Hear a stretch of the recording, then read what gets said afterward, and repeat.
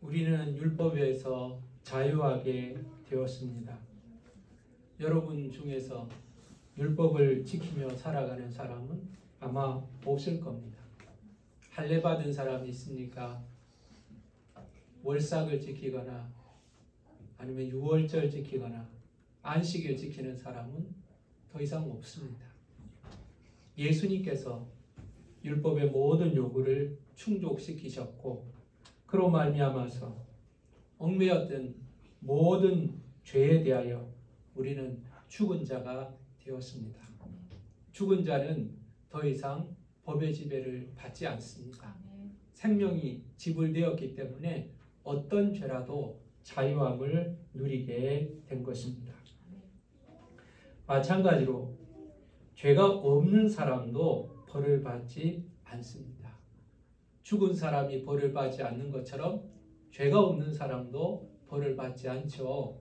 여러분, 죄가 있는 사람은 누가 쫓아오지 않아도 불안해합니다. 경찰서나 파출소 앞을 지날 때만 해도 마음이 쿵닥쿵닥 불안해지죠. 그러나 죄가 없는 사람은 두렵지 않습니다. 전혀 부담이 없습니다. 자유함이 있는 거죠. 우리는 그래서 죄에 대하여 죽은 자가 되었고 죄에 대하여 자유한 자가 율법에 대하여 자유한 자가 되었습니다. 그런데 여러분, 우리가 착각하지 말아야 하는 것이 있습니다. 우리가 죄가 없어졌지만 하나님이 우리를 의롭게 여기셨잖아. 우리가 죄를 짓지 않는 것은 아닙니다. 더 정확하게 말하면 죄를 지을 능력이 사라진 것은 아닌 것입니다. 우리는 용서받았음에도 불구하고 또 죄를 지을 수 있는 가능성은 열려 있다는 것입니다. 사랑하는 여러분, 우리는 죄 용서받음으로 인하여 율법에서 벗어났다고 말하고 있는데, 자, 그렇다면 이 율법이 나쁜 것인가? 우리가 버려야 하고 벗어나야 할 것은 나쁜 것인가? 이런 질문을 할 수가 있습니다. 율법이 우리를 의롭게 하는 데는 실패했기 때문에 그렇습니다. 우리는 예수 그리스도를 믿는 믿음을 의로 여기시는 하나님의 은혜로 말미암아 자유한 자가 되었습니다. 그렇다면 더 이상 우리에게 율법은 필요가 없는 것 같은데 율법은 나쁜 것인가? 오늘 7절은 그렇게 말씀하고 있는 것입니다. 그런즉 우리가 무슨 말을 하리요? 율법이 죄냐? 율법이 죄냐? 바울은 이렇게 질문하고 있는 겁니다. 여러분, 그 질문에 대한 답을 바울은 스스로 하고 있습니다. 그럴 수 없느니라. 그럴 수 없느니라. 율법은 죄가 아니라는 거예요. 율법은 나쁜 것이 아니라는 것입니다. 율법이 뭡니까? 하나님이 주신 것입니다. 율법이 무엇입니까? 하나님의 선하신 뜻이 무엇인지를 우리에게 문자로 알려주신 것입니다. 또 한 가지 의미를 들자면 하나님의 백성은 어떻게 살아야 하는지에 대하여 하나님께서 기준을 알려주신 것입니다. 율법은 나쁜 것은 아닙니다. 율법이 가진 기능 중에 굉장히 중요한 기능이 하나가 있는데 그것은 죄가 무엇인지를 드러나게 한다는 겁니다. 죄가 무엇입니까? 이것은 죄입니다. 이것을 드러나게 하는 기능이 율법에 있다는 거죠. 우리 국민들은 일정한 나이가 되면 건강진단을 병원에서 받게 됩니다. 건강진단을 받으면 몇 가지 확인해야 되는 것들이 있죠.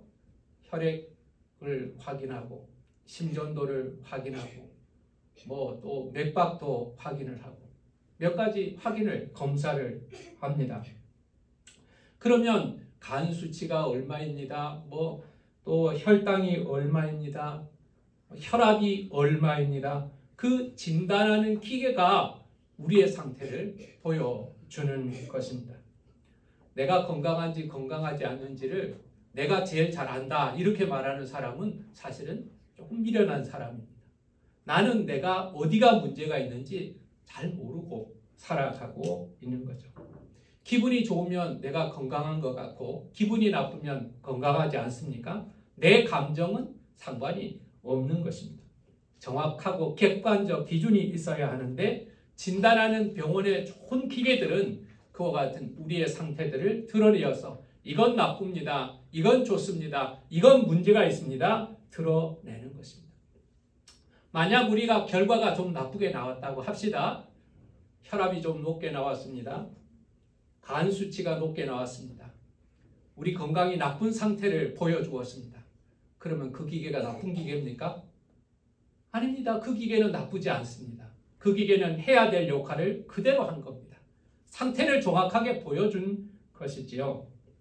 율법이 그런 기능을 한다는 것입니다. 율법으로 7절 마지막에 율법으로 말미암지 않고는 내가 죄를 알지 못하였으니 곧 율법이 탐내지 말라 하지 아니하였더라면 내가 탐심을 알지 못하였으리라. 여러분 십계명에 탐심은 곧 우상 숭배라고 십계명은 곧 죄라고 말씀하십니다. 성경은 탐심은 우상 숭배라고 말합니다. 사욕이라는 표현을 바울은 하였습니다.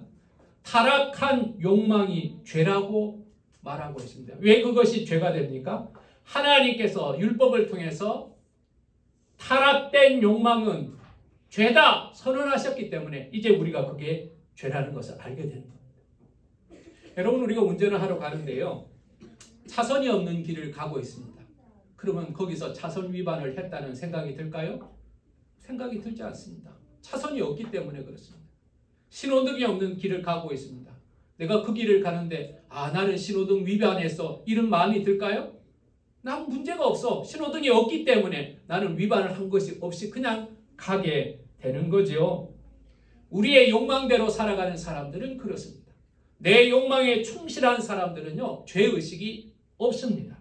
여러분 이 시대가 바로 그런 시대 아닙니까? 욕망에 충실하라. 지금 이 시간에 너의 감정에 충실하라. 너 자신에게 너는 선물하라. 남을 위해 살 필요 없다. 너를 위해서 살아라. 장래는 보장되지 않았다. 오늘 즐겁게 살아라. 너는 소중하다. 네가 세상의 전부다. 여러분 이 시대 정신 아닙니까? 여러분 우리는 자신을 소중하게 생각해야 하는 것은 맞습니다. 그러나 나를 소중하게 생각하는 것과 내 욕망의 도구로 나를 사용하는 것은 다른 문제입니다. 여러분 우리 안에 죄가 있었다면 사함을 받았다고 할지라도 여전히 사욕이 내 안에 있다면 내 욕망은 삶의 목적이 될 수가 없는 겁니다. 욕망, 탐심, 타락된 욕망의 기준은 무엇입니까? 내 감정이 아닙니다. 내 상태를 드러내는 기준이 필요한데 율법이 기준이 되는 것입니다. 율법이 그것을 판단하는 것이죠. 그런데 여러분 율법은 이렇게 귀한 역할을 하는데 율법으로는 부족합니다. 율법은 선합니다. 선한 작용을 합니다. 그러나 율법은 불완전했습니다. 왜 그랬습니까?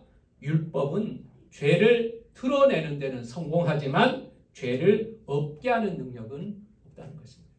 이것이 죄라는 것을 드러내지만 이 죄를 해결하는 능력은 율법은 없다는 겁니다. 죄가 없어야 율법은 기능을 선하게 합니다. 그러나 죄가 발생하면 율법은 무섭게 작용합니다.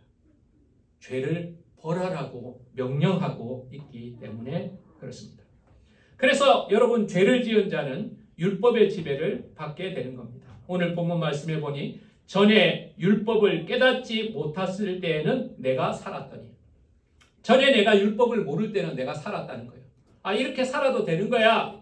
하나님의 뜻을 모르니까 율법을 모르니까 죄가 되는지 모르니까 이렇게 마음대로 살면 되지 이렇게 즐겁게 살면 되지 내가 살아있는 것 같아요. 그런데 계명이 이르면 하나님의 말씀이 내 안에 들어오니까 죄는 살아나고 나는 죽었다. 죄가 뭔지를 알게 된 거예요. 이게 죄라는 걸 알게 되는 거예요. 그러고 나서 죄를 아는 동시에 율법으로 말미암아 이 죄에 대한 대가가 뭔지를 알게 되는 거예요. 그래서 죄를 모를 때, 율법을 모를 때는 죄를 모르기 때문에 나는 자유롭게 마음대로 편안하게 살아갔는데 이제는 율법이 나에게 들어와서 그 율법이 나의 죄를 지적하기 시작하고 드러내니까 이제 내가 죽을 것 같은 상황이 되는 거라는 거예요. 근데 여러분 잘 기억해야 합니다. 나를 죽게 한 것은 율법이 아니라 죄가 나를 죽게 한 것입니다. 죄가 나를 죽게 하는 것은 죄 자신의 선택이 아니라 내가 죄를 선택했다는 사실을 기억해야 합니다. 율법이 나쁜가? 그렇지 않습니다. 율법은 나쁜 것이 아니라 죄가 나쁜 것입니다.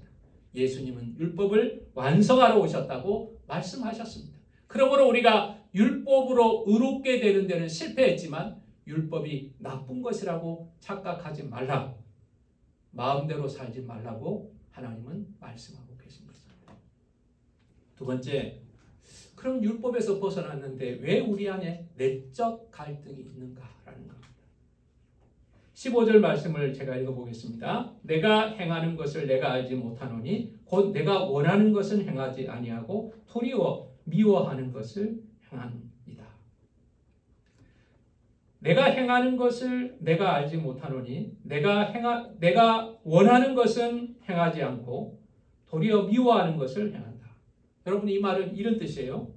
내가 행동하는 것, 내 행동을 나는 도저히 내가 이해를 못하겠다는 거예요. 내가 나를 이해를 못하겠다는 거예요. 왜?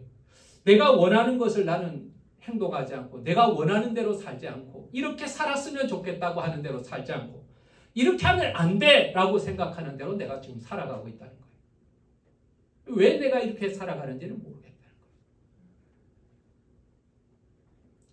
여러분 이것이 구원받은 성도들의 삶 속에서 발생하는 모습입니다. 예수를 믿으면 모든 죄가 없어집니다. 맞습니다. 죄가 없어졌습니다. 그러나 죄를 지을 마음도 없어질까요? 없어질 수도 있습니다. 은혜를 충만히 받으면요, 정말 하나님 가까이 하면요, 죄를 지을 마음이 없어집니다. 그러나 주님과 교제하는 것이 식어지고 어느 순간 환경과 조건이 맞으면 절묘한 기회를 우리가 얻게 되면 다시 죄를 지을 수 있습니다. 온도와 습도가 맞으면 씨앗이 발화가 되는 것과 마찬가지로 우리가 죄의 사함을 받았지만 모든 죄에서 깨끗하게 되었지만 죄를 지을 능력이 없어진 것은 아니라는 말입니다. 우리 안에 죄가 남아있다. 이 말은요, 우리 안에 타락된 본성이 남아있다라는 뜻입니다. 이 타락된 본성은 하나님의 뜻대로 살아가려고 하는 믿음의 열망을 좌절시킵니다. 그러므로 여러분, 우리가 육신에 있는 동안 타락한 본성을 가지고 있는 동안 죄라는 존재와 죄를 지은 가능성에서 우리는 자유롭지 못한 것입니다. 이 상황을 더 자세하게 살펴보니까 17절에 이렇게 기록하고 있습니다. 이제는 그것을 행하는 자가 내가 아니요 내 속에 거하는 죄니라. 이제는 내가 그것을 행하는 자가 내가 아니요 내 속에 거하는 죄니라. 이렇게 말하고 있습니다. 여러분 이 말을 잘 기억해야 합니다. 여러분 내 안에 죄가 있다는 겁니다. 그러면 여러분 또 하나 생각해야 됩니까? 예수님께서 십자가에 죽으셨는데 죄사함 받게 했는데 내 안에 죄가 있다고 이게 도대체 무슨 말이야? 예수님이 또 죽어야 돼? 예수님이 또 죽어야 돼? 여러분 이 말은 다시 말하지만 타락된 본성으로 남아있는 우리의 원죄를 말하는 것입니다. 예수님께서 모든 죄를 다 사하여 주셨습니다. 그러나 우리가 하나님의 온전한 거룩에 이르지는 못하는 가운데 있습니다. 타락된 본성이 다시 우리를 죄를 짓게 할 수 있다는 겁니다. 연약한 육신, 타락된 본능, 변질된 욕망, 이것은 억눌러지는 것이지 없어지는 것이 아니라는 겁니다. 그래서 18절, 19절에 보면 이런 고민을 계속해서 이야기하고 있습니다. 내 속 곧 내 육신에 선한 것이 거하지 아니하는 줄을 아노니 원함은 내게 있으나 선을 행하는 것은 없노라. 내가 원하는 바 선은 행하지 아니하고 도리어 원하지 않는 바 악을 행하는 도다. 여러분 이 상황이 신자들의 모순이라는 거예요. 죄를 지으며 살 때는 하나님을 모르고 살 때는 기준을 모르고 살 때는 편안했어요. 근데 하나님을 믿고 나니까 거룩한 욕망이 생겼어요. 거룩하게 살아가야 하는 욕망이 생긴 거예요. 하나님의 뜻대로 살아야 한다는 생각도 하게 되고 하나님 뜻대로 살아가고자 하는 욕망도 생기는 거예요. 그런데 여전히 타락한 본성 가운데 얼마간이 없어지지 않는 거예요. 기회만 되면 내가 나를 끌고 가는 거예요. 내가 그걸 원치 않아요. 그렇게 살면 안 된다는 것도 알아요. 그런데 그 죄가 나를 끌고 가는 거예요. 그 타락된 본성을 끌고 가는 거예요.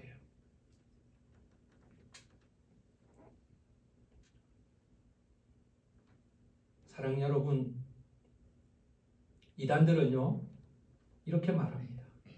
아, 맞아. 내가 원하는 바 행하지 않고 원치 않은 바 악을 행하니까 이건 내가 잘못이 아니라 내 속에 거하는 죄다. 내 속에 거하는 죄가 나를 악한 것으로 끌고 간다. 17절의 말씀으로. 그러므로 너는 죄가 없다.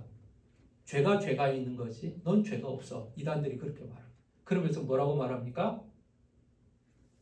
마음대로 죄를 지어도 구원받은 사람은 하나님 벌하지 않는다. 이런 이야기야.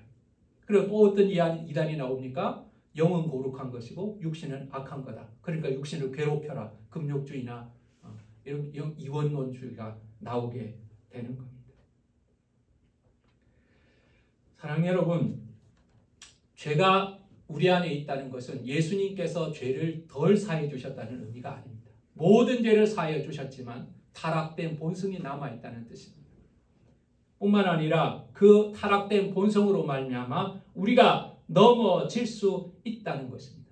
그렇다고 해서 그 죄에게 나의 죄를 전가해서는 안 됩니다. 이건 죄가 나쁜 짓을 한 거지 나는 잘못한 거 없어요 라고 말해서는 안 된다는 겁니다. 왜 그렇습니까? 우리가 선택했기 때문에 그렇습니다. 우리에게 선한 것도 있습니다.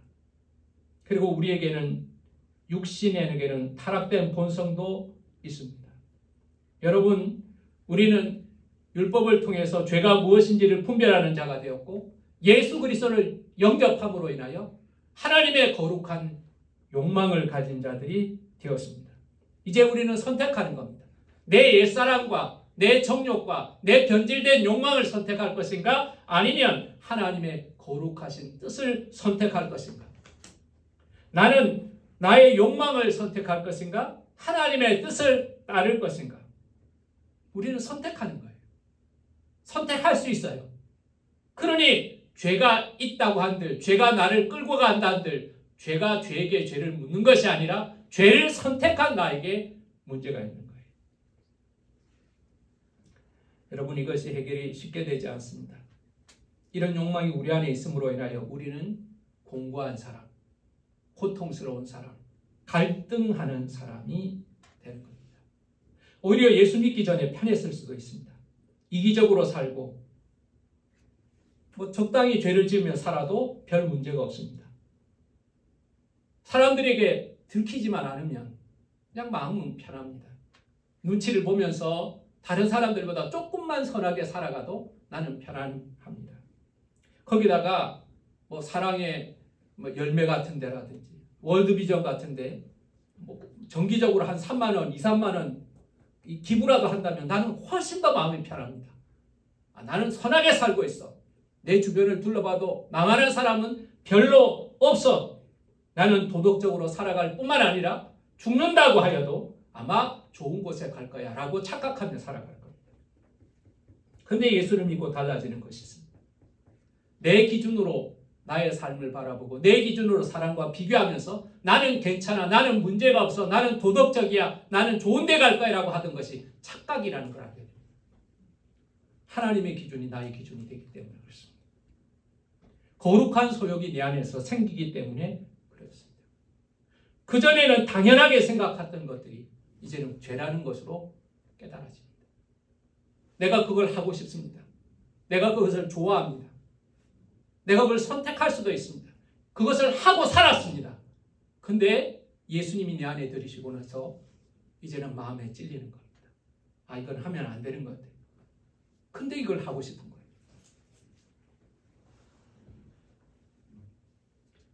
잘못된 욕망은요, 우리가 그것을 중단하는 것에 대해서 저항합니다.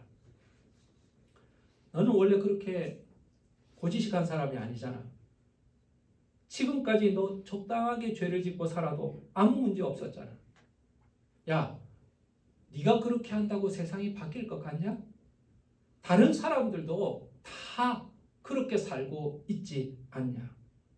너만 그렇게 살아간다면 손해가 되지 않겠냐? 죄는 달콤합니다. 죄는 순종보다 더 매력적입니다. 죄는 하나님보다 더 좋은 것을 우리에게 줄 것처럼 매력적으로 보입니다. 그래서 우리는 갈등에 빠지는 겁니다. 22절부터의 말씀입니다. 내 속사람으로는 하나님의 법을 즐거워하되 내 지체 속에는 한 다른 법이 내 마음의 법과 싸워 내 지체 속에 있는 죄의 법으로 나를 사로잡는 것을 보는도다. 오호라, 나는 공고한 사람이로다. 이 사망의 몸에서 누가 나를 건져내랴. 이 구절의 해석은요, 사실 여러 가지 해석이 있는 난해한 구절 중에 하나입니다. 오호라, 나는 공고한 사람이로다. 이 사망의 몸에서 누가 나를 건져내랴. 나는 공고한 사람이라 그랬는데 이 내가 누구냐는 말이에요. 내가 누구냐. 바울 아니야? 바울? 근데 바울이 워낙 거룩한 분이잖아요. 워낙 훌륭한 분이시잖아요. 근데 바울이 나는 공고한 사람이라도 말이 되겠어? 그러니까 그렇구나. 바울이 예수 믿기 전에, 예수 영접하기 전에, 은혜 받기 전에 바울인 거야. 이렇게 이해하는 사람도 있습니다. 또 하나는 그 바울이라고 하기도 그렇고 안 하기도 그렇다. 그러면 유대인들이라고 그러면 어떻게 될까? 율법을 사랑하지만, 율법을 의지하지만 여전히 죄 가운데 욕망을 가지고 갈등하는 유대인들 이야기라고 하면 되지 않겠냐? 그렇게 설명하기도 합니다. 저는 누구의 이야기인가? 바울을 포함한 예수 그리스도를 영접한 모든 사람들의 이야기라고 믿습니다.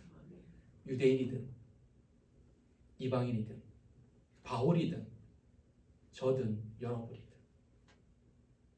아직 온전히 거룩하여지지 못하였고 죄 가운데 살아가지만 그러나 하나님의 거룩함을 쫓으려가는 그 갈등 속에서 우리는 공고함을 경험하게 될 겁니다. 내가 이걸 하나님께 드려야 되는 걸 알지만 욕망은 아니야 넌 드려서는 안 돼 라고 말할 겁니다. 하나님이 이 일을 하면 안 된다는 걸 말씀하세요. 이미 나는 알아요. 그러나 내 발걸음은, 나의 손은, 나의 입은 그것을 향해, 내가 하지 말아야 한다는 것을 향해 가고 있는 나를 발견할 거예요. 그래서 내가 괴로운 거예요. 예수를 믿기 전보다 괴로울 수 있는 거예요. 이것이 믿는 자의 갈등이고 저와 여러분의 갈등인 것입니다. 그렇다면 어떻게 이 갈등을 해결할 수 있을까요? 어떻게 이 공고함을 해결할 수 있겠습니까? 25절에 아주 짧지만 분명한 답이 있습니다. 우리 25절을 다 같이 한번 읽어보겠습니다. 시작. 우리 주 예수 그리스도로 말미암아 하나님께 감사하리로다. 아멘. 우리 주 예수 그리스도로 말미암아 하나님께 감사하리로다. 여러분, 이 말씀을 다른 버전의 성경들을 제가 몇 개를 보니까요, 이게 축약본이야 조금 더 설명해 놓은 부분들이 있습니다. 감사하게도 하나님께서는 우리 주 예수 그리스도를 통하여 우리를 구원해 주십니다. 이렇게 표현했더라고요. 그리스도로 말미암아, 그리스도를 통하여서, 그리스도를 인하여서 우리를 구원하시는 하나님께 감사하자. 이렇게 말하고 있는 겁니다. 여러분, 우리는 이렇게 고백해야 합니다. 나는 안 됩니다. 나는 죄와 싸워서 이기지 못합니다. 여러분, 싸우지 말라는 말이 아닙니다. 싸워야 합니다. 열심히 싸우십시오. 열심히 싸우십시오. 그러나 내 힘으로, 내 노력으로, 내 의지만으로 죄와 싸워서 이기기 힘들다는 이야기를 하는 겁니다. 여러분, 아담과 하와가요, 그 사람들이 헐렁한 사람이라서 죄에 넘어갔겠습니까? 원형이에요. 오리지널이에요. 오리지널. 약점이 없고 흠이 없는 사람들이에요. 하나님이 만든 원판이에요. 원판. 여러분들은 사본이잖아요. 몇천 대를 내려온 사본이잖아요. 그분은 오리지널이에요. 오리지널. 근데 오리지널인데요. 말씀도 직접 들었고요. 하나님과 교제됐던 그 오리지널이 알고도 죄에 넘어갔잖아요. 알고도 넘어질 수 있는 거예요. 아담의 후손인 저와 여러분이 오리지널도 실패했는데 우리 스스로 노력해서 되겠습니까? 다윗은 골리앗한테는 이겼습니다. 그러나 자신의 종족한테는 졌습니다. 여러분, 나는 나를 못 이깁니다. 나는 내 안의 죄를 못 이깁니다. 여러분, 싸우지 말라는 거 아닙니다. 죄와 싸워야 합니다. 죄와 타협하라는 말도 아닙니다. 여러분, 죄와 싸워야 합니다. 그러나 우리가 아는 것이 있습니다. 나는 나의 죄를 이길 수 없다는 겁니다. 나는 나의 타락된 본능을 절대로 못 이깁니다. 어떻게 이깁니까? 예수로 말미암아 이기게 하십니다. 제일 먼저 예수님께서는 죄와 싸워 이기신 분이라는 사실을 기억하시길 바랍니다. 우리는 죄와 싸워 져요. 굴복해요. 그리고 예수님은 죄와 싸워서 이기셨어요. 죄를 짓지 않으셨어요. 시험과 유혹, 공격이 있었습니다. 죄의 권능인 사망이 그에게 찾아왔습니다. 그러나 그 사망의 권세조차도 예수 그리스도는 이기셨습니다. 죄의 권능인 죽음을 이기신 것을 기억하시기 바랍니다. 십자가에서 죄는 사라졌습니다. 내가 예수를 믿음으로 우리는 예수와 함께 십자가에 못 박힌 자가 되고 우리의 죄도 사라지게 되는 것입니다. 그리고 나서요, 이제는 내 마음대로 혼자 걸어가는 자가 아니라 그리스도로 인하여서 사는 자가 되고 그리스도와 함께 사는 자가 되는 줄 믿으시길 바랍니다.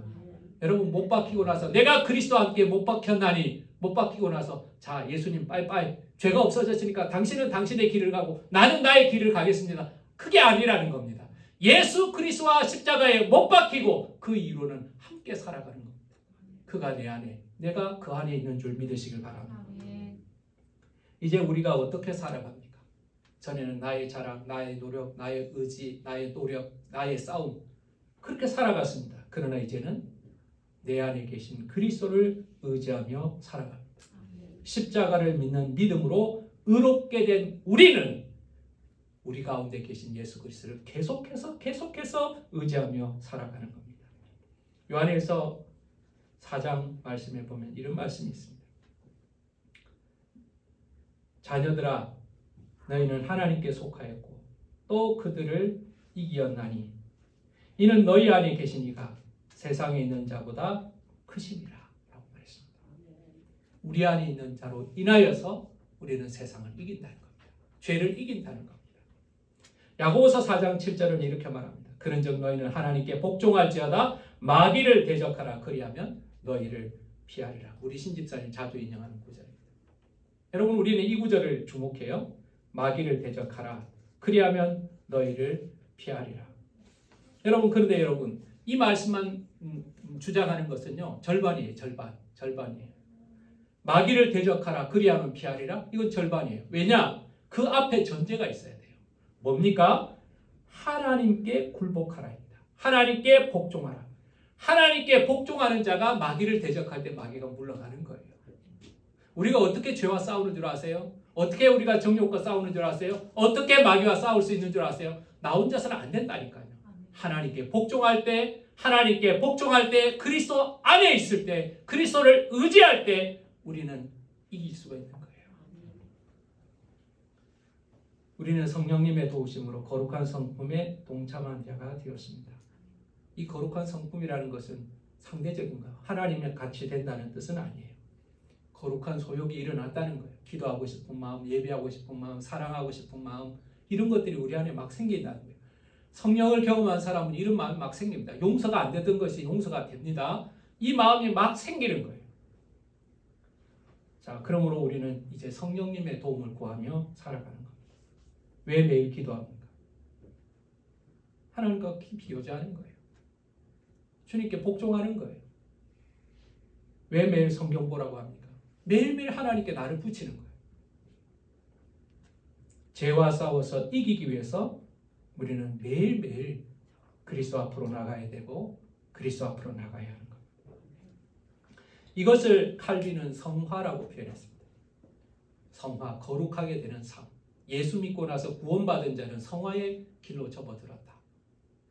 여러분, 홍해를 건넌 사람은 광야의 길로 걸어가듯이 우리가 구원받고 나서 끝이 아니라 이제는 거룩하게 되는, 주님 앞에 나갈 때까지 계속해서 거룩하게 되는 삶을 살아야 한다. 이렇게 말했습니다.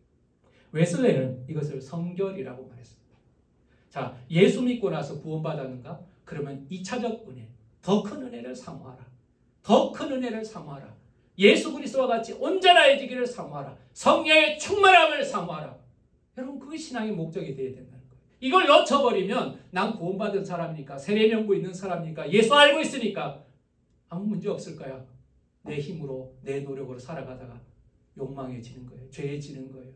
그래서 혼자 있을 때는 그리스도인이 아닌같이 살아가고, 주님 앞에 나오면 괜히 마음에 찔리고, 복음이 내 안에 있으니까, 은혜가 나에게 있으니까 내가 잘못했다는 걸 내 스스로가 말하고 있는 거예요. 말씀을 마치겠습니다. 율법에서 자유하게 되었습니다. 그러나 죄가 없어진 것은 아닙니다. 율법에서 자유하게 되어서 나에게는 죄가 없지만 세상에 죄가 없어진 것은 아닙니다. 사탄은 여전히 존재합니다.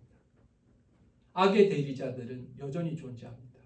요한계시록에는 짐승이라는 자들, 그리고 거짓 선지자들이 존재합니다.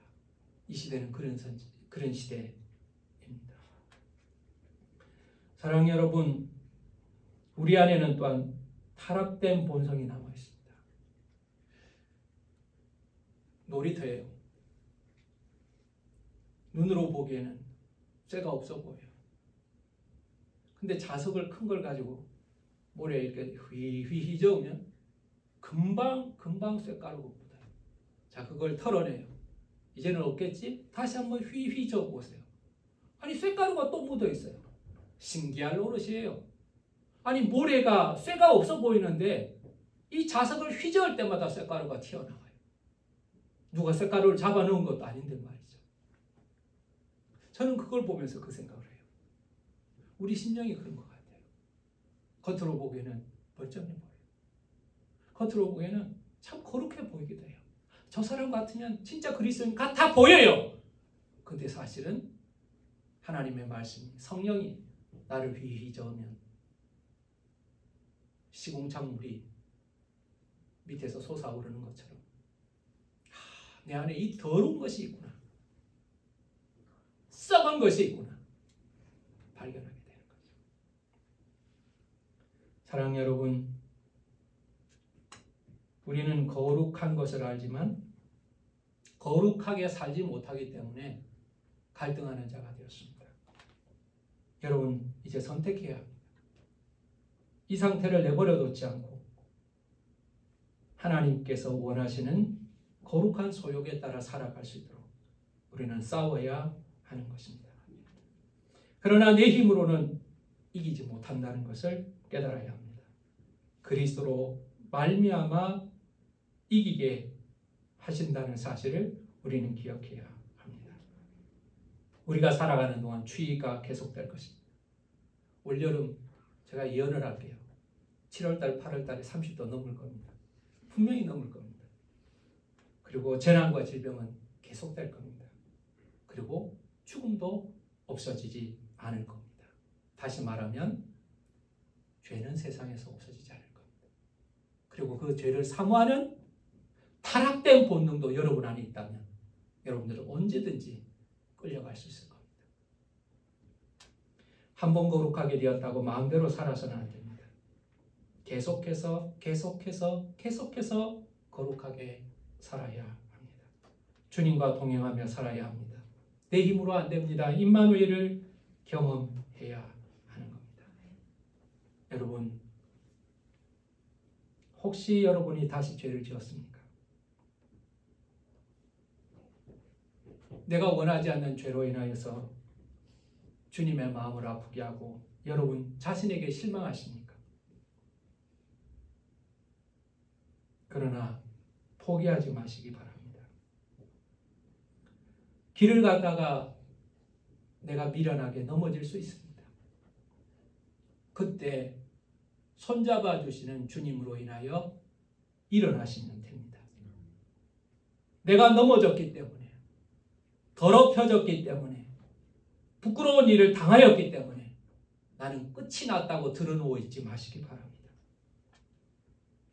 부끄러운 일이지만, 안타까운 일이지만 우리는 다시 일어날 수 있습니다. 주님이 손잡아 주시지 않습니까? 물에 빠진 허우적거리는 베드로에게 오셔서 손잡아 주시지 않습니까?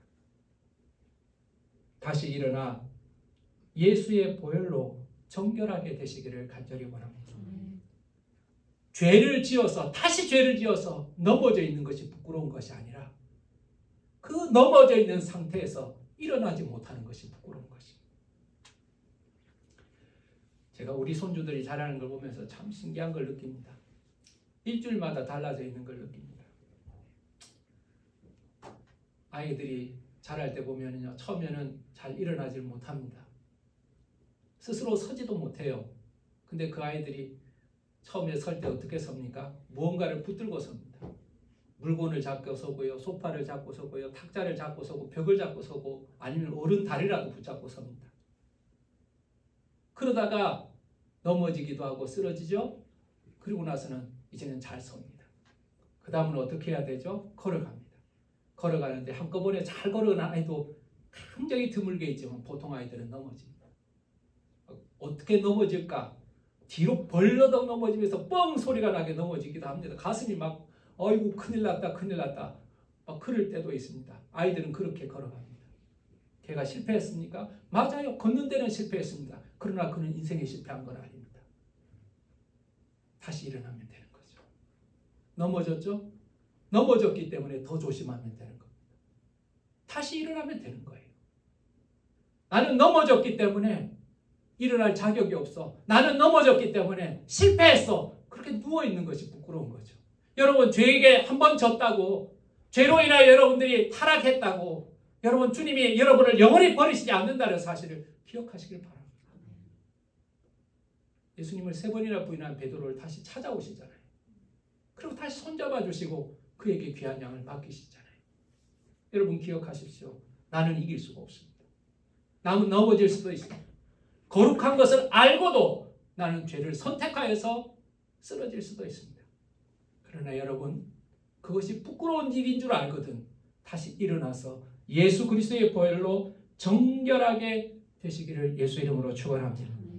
여러분, 그리고 마침내 넘어지지 않고 잘 걸어가는 아이를 보는 것처럼, 이제는 걷는 정도가 아니라 막 뛰어다니는 아이가 되는 것처럼 여러분은 그리스도와 동행하면서 하나님의 은혜 가운데서 자라고 자라서 마침내 그리스도의 품에 안길 때까지 믿음으로 살아가는, 계속해서 성장하는 믿음의 사람 되시기를 예수 이름으로 축원합니다. 여러분 마음에 공감이 있습니까? 갈등이 있습니까? 내가 원하는 대로 살지 못하고 원치 않은 대로 살아가는 나의 연약함이 여러분에게 있다면 그건 이상한 일이 아닙니다. 바울이 고백하고 있습니다. 바울은 아마 우리와 함께 만났다면 이렇게 말할 겁니다. 나도 그랬어. 그러나 여러분, 그리스도로 말미암아 우리를 구원하시는 하나님께 감사하시기를 예수 이름으로 축원합니다. 어린아이가 엄마 손을 잡고 일어나는 것처럼 우리는 예수 그리스도의 손을 잡고 다시 일어나는 겁니다. 성령의 도우심을 의지하여 다시 일어나는 겁니다. 나는 넘어진 것 맞아. 나는 실패한 것 맞아. 나는 못하는 게 맞아. 그러나 나를 붙잡아 주시고 나를 세워주시는 그리스도 말미암아 다시 걸어갈 수 있다는 사실을 기억하면서 여러분의 공고함을 믿음 안에서 그리스도로 말미암아 이기고 감사하는 믿음 되시기를 예수 이름으로 축원합니다. 기도하겠습니다. 아버지 하나님, 은혜를 감사합니다. 우리가 주님의 은혜를 알고부터 기쁨과 감사가 몰려왔지만, 그리고 또 한 번 고민이 되고 갈등이 되는 것이 생겼습니다. 내가 거룩한 삶을 살고자 하는 소욕이 있음에도 불구하고 여전히 타락된 본성이 남아있기 때문에 그렇습니다. 보이지 않는 것 같은데 좌석으로 휘휘 저으면 모래에서 수많은 쇠조각들이 발견되는 것처럼 내 죄가 없는 것 같은데 이제는 거룩해진 것 같은데 기회가 되고 조건이 맞으면 다시 죄가 스물스물 나를 끌고 가려고 합니다. 아니 다시 죄를 지어서 나 스스로에게 실망하기도 합니다. 하나님 우리는 공부한 자입니다. 주님 불쌍히 여겨 주시옵소서. 넘어질 수 있지만 누워있지 않게 하여 주시기를 간구합니다. 부끄러운 일을 당하였지만 포기하지 않기를 원합니다. 나를 포기하지 아니하시고 손 내밀어 주시는 주님, 그 주님의 손을 잡고 다시 일어나게 하시고 더러운 것이 몸에 묻었다면 예수 그리스도의 보혈로 정결하게 하여 주시옵시고 주님과 함께 다시 걸어가고 다시 걸어감으로 말미암아 부끄럽지 않는 믿음의 길을 끝까지 걸어갈 수 있도록 축복하여 주시옵소서. 나로 말미암아서는 되지 아니하지만 예수 그리스도로 말미암아 은혜를 베풀어서 이기게 하시는 하나님께 감사하며 날마다 임마누엘로 살게 하여 주시옵소서. 예수님의 이름으로 기도하였습니다.